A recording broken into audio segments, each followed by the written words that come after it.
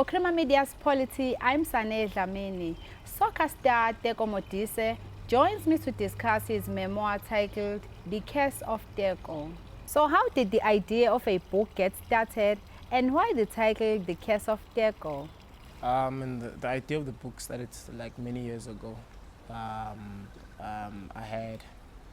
was offered to actually do a documentary by a different company, but then I had talks with my manager that I actually would like to write a book, but at the time the timing was not right, and we met a couple of writers as well, but their writing style didn't actually fit the way that I wanted my story to be told. So he delayed a little bit, and then we finally met Nick, which was I think a year and a half ago, and then he actually said to me, like, if I decide to write a book, he would like to write my book. So I took it as a joke until actually I felt like, okay, now's the right time to actually write a book. So yeah, we linked up, and then that's how the book started. And then I think the title, The Curse, was easy to choose the title because there was a stigma that I'm cursed and then I'll never win anything with the team, because every team that I played for won after I left. So it was basically me trying to explain that, trying to explain how the curse started, and then how we broke actually the curse. So that's why The Curse of Teko Modise. For those who might not know you, briefly tell us who is Teko, and where did your professional career start, and what teams have you played for? Okay, my name, I was born in Netherlands, 1982, and my professional career started at Ria Stars. The team was owned by Uriel Dwaba and Chico Twala at the time, and I got spotted by Chico himself actually. And then from there, I played for City Pillars, which was in Vela League at the time. I played there for 4 years, and I moved to Supersport United. I played for a season, and then I went to Orlando Pirates. That's when most people started recognizing me. I think I stayed at Orlando Pirates for 4 years, and then I moved to Sundowns, and I think I stayed for 6 years at Sundowns, and then I moved to my current team now, which is Cape Town City. What do you think are your special skills that make you such a great soccer player? I think what separates me from most is the passion that I have for the game, and the reason is because I know what football has done for me. So I always remember how I survived because of football. So that on its own, like for me, I've always found it difficult when people saying football is their job. For me, it was my life.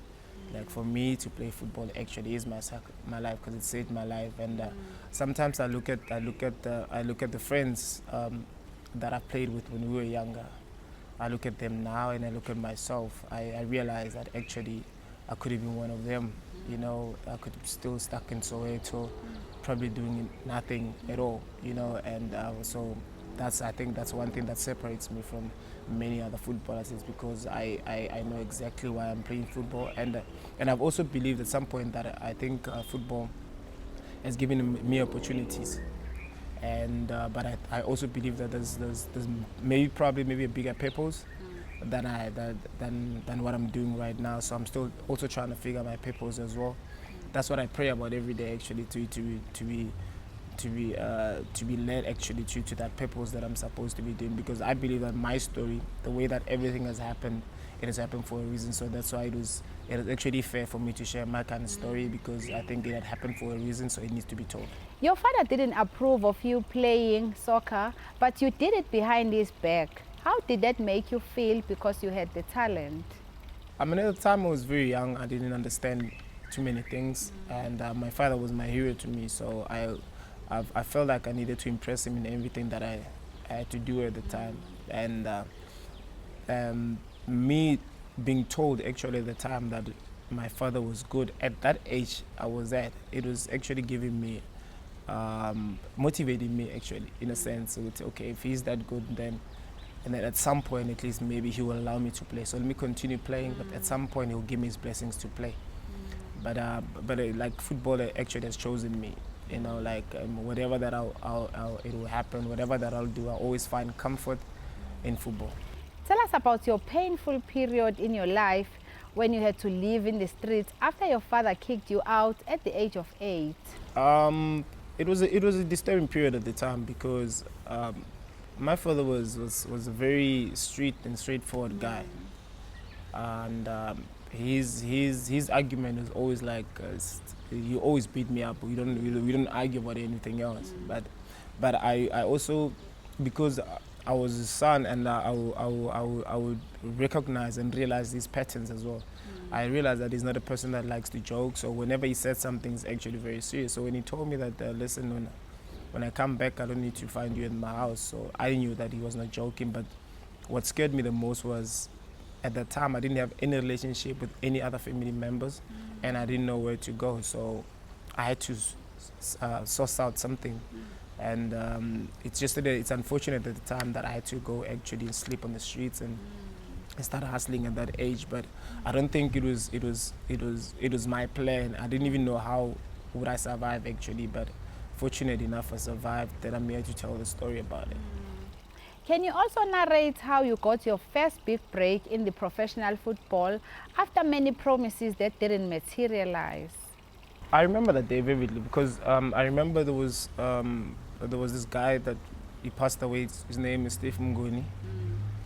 Steve actually spoke to Chico Twala and Ria Ledawa that he actually wants to have a development team based in Joburg that will help Ria Stars in actually getting good footballers into the system. So he wanted to build a team around me. But because of the so many things that has never materialized in whatever that he has said, I gave up hope on that. And I remember one day that he actually came and he actually spoke to the guys that my guardians at the time. Yes. He came to the house and he spoke to them, and they finally agreed that I should go, but I didn't also want to go. So finally I got spotted on that day when Chico actually said he wanted to sign me. It was I didn't believe it until it happened actually, because many football people have lied to me so many times before, but when it actually happened, I remember saying to myself, this is my biggest opportunity to actually be something of myself. And I grabbed it with both hands, and I never ever actually looked back. My nephew, who was well known in KwaMashu SBC for his soccer skills, had a different name so he could play with the younger players since he was short. You mentioned in a book that you have refused to fall prey for this kind of scandal. Why? To be honest with you, I was scared because the thing is, like, I've always had ambitions of becoming a professional footballer. When it happened, I wasn't shocked already because I was prepared mentally, because I remember also practicing how to do my autographs when I was still at school. I would read everything that has to happen with football at school. And so I think one of the articles at the time, there was an article about players who cheated at their age or using different birth certificates and stuff like that. So my real name actually that I was using back then is Sulufele. That was my real name. Everybody that knew me at school or in the class, it's Sulufele. But Teko was a name that was given to by my great grandmother, so it was never on my birth certificate. But what scared me was I don't want to become a professional footballer and all of a sudden people know me as Teko. Now all of a sudden they don't know it, now it's Sulufele. So I didn't want to confuse people, and people started feeling some type of way. So when I had an opportunity to make my my ID at the time, I put Teko there just to make sure that if I have an opportunity to turn professional, so that the name still, because that's the name that everybody knows me about. So one thing that scared me, I didn't want to be one of part of that scandal where people think that I'm using a different age and stuff like that. I also believe that if it has to happen, it will happen naturally. And thank God that it did. Tell us why you think former Amakosi or Kaizer Chiefs player Thabo Moki is the most impressive player you ever saw in the township. The reason why I was saying that is because I've seen everybody that I was supposed to see playing football actually. Like I used to be very obsessed about football, and I tried to learn as many things as I could. And at the time, we were given this opportunity that there was tournaments at Soweto, like Godfrey tournaments, and then every professional footballer wanted to be there. Like it was the place to go to, and everybody played against Thabo, and Thabo has always been the best out of them all. And it's just that it was different because when he played Kaizer Chiefs, when Kaizer Chiefs was playing, he was playing differently to what he was doing in the Hood. But even though he was doing those kind of things, he actually inspired so many kids. And I know there's so many kids that have got stories to tell about the Thabo, but he has actually inspired so many kids. And he also gave me that inspiration as well to become maybe one of the professional footballers. Even though at the time my pinnacle, my idol at the time was Dr. Kumalo. I wanted to be like Doctor, but Thabo was the closest thing to Doctor in my mind. So if I can't reach Doctor status, let me reach Thabo status. Speaking of Dr. Kumalo, what was it like meeting him for the first time? Actually, the first time I was supposed to actually meet the Doctor was very disappointing. Actually, I got disappointed because he was selected in Soweto to train with the Bafana Bafana team at the time that was about to play Brazil. And when we got to a training pitch at FNB, every kid ran to Dr. Kumalo. So there was no. And I've always been a boy with pride because of how I grew up. You know, I was forced to grow up at a young age. So when we were given that opportunities, like we had to go from a different player to different player every 5 minutes. I never had a chance to go to Dr. Kumalo. It was very, very actually disappointing. But I had an opportunity to go to Shoes Musou and MM Mukele at the time. And one thing that actually happened that day that changed the way I thought of football. There was this player that played for Jomo Cosmos called Godfrey Sapula. Not Godfrey Sapula. He gave me his socks, his training socks, the Bafana training socks. I think I treasured those socks for 2 years. I didn't want to use them, and because of how the kids reacted when they saw Doctor, I wanted to be Dr. Kumalo. That day, I knew what Doctor meant to the country. I always guessed and assumed what Doctor meant to the country, but I knew that day that I wanted to be like him or bigger than him. So, and the funny part was the very same guy that gave me socks a couple of years later. Fast forward, when I became a professional footballer, we played in the same team, and I told him that, my brother, you gave me socks, actually. He remembered that he gave a kid socks, but he never remembered that it was me. So I had to remind him that you actually gave me your socks, and those socks meant a lot to me. So now I know when a kid asks for shin pads or for socks, I know what it means. Yeah. How did you handle fans since you became a well-known soccer star? It used to be hectic for me, especially when I was at the peak of my career. But because I'm born and played most of my career in Joburg, it's no longer as hectic as it was, because I think I became a common name because of the World Cup, because of the endorsements that I had. But it sometimes overwhelms me. Sometimes you tend to forget who you are and what you are. So the minute that I realized who I am and what I am, it made things easier for me. It made things easy in a way that even if when friends do that, I understand and realize that this is actually part of who I am. And even if it means I'm not in a good space to actually take a picture, or maybe I'm having lunch with my kid, but because of who I am, people actually sometimes forget those kind of things. But also I cannot react based on what people want. You understand? So I need to find actually the balance in doing those kind of things. So sometimes it became difficult, but the older you grow, you get to mature with this kind of things, and you know how to do it, where to go and when not to go. Teko, you tried by all means to build a relationship with your mother, even though she didn't look after you growing up. She didn't even want you to buy her a house, but she was using you for money. How did that make you feel? It's to a certain point, it made me so angry, but at the time I wasn't aware how angry I was, because, like I said, like before, like everything that I actually wanted to do, that time when I was young, I wanted to impress my dad. So when I had an opportunity to have a relationship with my mom, I wanted to impress my mom, and I wanted to impress her the best way I know how. So I was never given that opportunity. And I felt like whatever that I do, it will never actually impress her.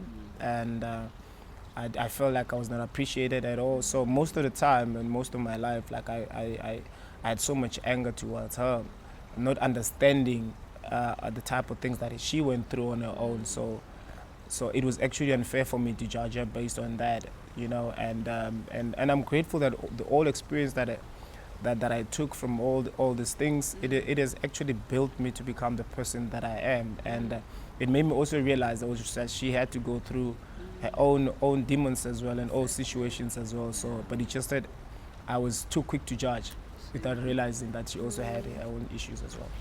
You married your ex-wife Felicia because she got pregnant. The wedding was not the one we would expect from a well-known soccer player. There was no wedding cake, no flowers, not even speeches. Why did you feel pressured to marry her? Because I grew up in not so family oriented situation. I believe that if an opportunity comes to build a relationship around it, I would. And then it happened that Felicia was pregnant, and then I remember those words telling myself that at some point I need to start a family. And at the time, I was a brand ambassador for so many things. I was like a role model, so I wanted to do things properly that time. I think the pressure that came with trying to do everything properly, it sparked the thing that, okay, let me get married. And you could see the way everything was organized, that there was no seriousness into it. I don't think there was love actually, there was actually pressure. And I just hoped at the time that, you know, with time I would learn how to, but it never happened. And it was just unfortunate that the kid was around, but I actually think also maybe I also got married for wrong reasons or at the wrong time as well. So those are the kind of things actually that I share in the book. Like, there's so much pressure that comes with the fame and fortunes, and it's just unfortunate that people come to the stadium and look at you and watch you for 90 minutes and expecting so much and thinking that you're a superhero, not understanding that you actually have serious problems as well. So I've seen so many footballers going through depression. It's a lot that we're going through, but it's just because of our pride and ego doesn't allow us to talk about them. So I'm trying to, because I was there, so I'm trying to share my own story, hoping that, you know, other footballers as well will follow suit and share those kind of experiences, so that we can teach these younger ones that, you know, that the pressure that comes, of course you want to be Teko Modise, but you must understand the pressure that comes with that. So we're trying to, this is my book, is trying to inspire while teaching them as well. Your dream to play for Bafana Bafana was realized during the 2010 World Cup. What was it like when you played in the opening match against Mexico, with you putting a through ball to Simpiwe Shabalala to score that goal? When South Africa was given the rights to host the World Cup, I knew there and then that I want to be part of the squad. But I didn't know actually that I'll be the part of the squad that will actually play. But all I wanted was to be part of the squad, just there to be part of the squad in the World Cup. I mean, I knew how great it would be to be part of the squad in the World Cup in your own country. You know, I knew what the World Cup meant to South Africa, and I worked towards that. And fortunate enough, I was in the starting lineup. You know, I played all official games for the World Cup. It was very scary. Like I had so much pressure, more than anybody on the pitch, because of the hype that was created around me. And then also that on its own also it was very disturbing, because I thought also I didn't have the good tournament. But then I remember when Shaba scored, it was the greatest feeling ever. Like I felt like I was scored the goal. I think everybody in South Africa at the time felt like the ones who scored. Like we were so proud and happy to be part of that. And I think also Shaba is I don't think he'll ever forget that goal, you know. And it was the greatest feeling, man. Like we really enjoyed, and we were happy. We were a very, very happy team. And it's just unfortunate that our happiness and our unity didn't reflect very well in terms of the results. What do you think of our squad now? Our squad now is it's like, listen, like no matter which coach will come through in Bafana setup, Bafana Bafana is always going to have great players, because South Africans, we produce great players all the time. But then at the time, the difference between then and now, we had so many senior players surrounded us, and they also reminded us what Bafana Bafana meant, what it meant to play for Bafana Bafana all the time. Like it was it was a constant reminder every time, because you had Ben in the team, you had Aaron Mokoena in the team, you had Stephen Pinaar in the team, Zuma in the team. I was surrounded by guys that have played for Bafana Bafana before and so many casts before, so I was constantly reminded how big Bafana Bafana is. So I think the difference between then and now, now the difference is you get to play 2 games and then you're in the Bafana. You play 2 good games locally, you're in the Bafana Bafana setup. So, and so then like we for you actually to be profiled. I remember having this conversation with Nick while we're taking a break, writing a book. I said to him, I remember it took me like nicely 10 months to be profiled when I was playing for Bafana Bafana. And I told him the reason was because there was so many good players around me. I felt like I wasn't doing anything. And I was in a come up, everybody was speaking about me, but there was so many great players around me, surrounding me, so they always profiled them. Like I told him that, you know, that thing also gave me that inspiration that I want to be big, I want to do great things as well. So now you're playing 2 games, being profiled, that people need to know about you. So without even having to do anything about it. So now you're giving, instead of building these youngsters, we end up like killing them, because of some of the youngsters, they think that they've made it after playing 1 game for Bafana Bafana, and that's sad actually. So, but it's not a coach's fault. It's actually us as players. We need to look at ourselves and find out the importance of playing for Bafana Bafana. I grew up knowing very well that I wanted to play for Bafana Bafana. Whether they have they have the same ambitions as I was, I don't know. That's a different story. But I just want to say to them that every coach can come through, but for things to start working for Bafana, it's up to the players actually. And lastly, what would you like to say to someone out there who might be trying to get his foot into the professional soccer? I'd say if someone is still trying to find their feet, they need to hang in. They need to have faith, because I had mine, and I was a late bloomer. I was 25 actually when I was accepted actually in professional football. So they need to keep hanging there, and they need to work harder into their game. You know, there's nothing said like you wanting a certain opportunity and then you're not prepared, and once the opportunity presents itself, you're not ready. So you end up fading actually. So I would say to them, they must always stay prepared, because an opportunity can come anytime and any day. So if that opportunity comes through, they need to grab it. But also they need to understand not everybody's going to be a professional footballer as well. You know, only the few will actually make it, because all my friends that I grew up playing football with, they've never turned into professional football, and most of them, they were anyway better than me, but they've never become a professional footballer. So they need to find something that they need to fall back on if professional doesn't work out. So that's what I would say. That the professional football, it shouldn't be in a pinnacle. It shouldn't be the thing to do. You know, if it happens, they should be prepared, but they need to focus on other things as well besides that. That was the General speaking to Creamer Media's Polity about his memoir titled The Curse of Teko.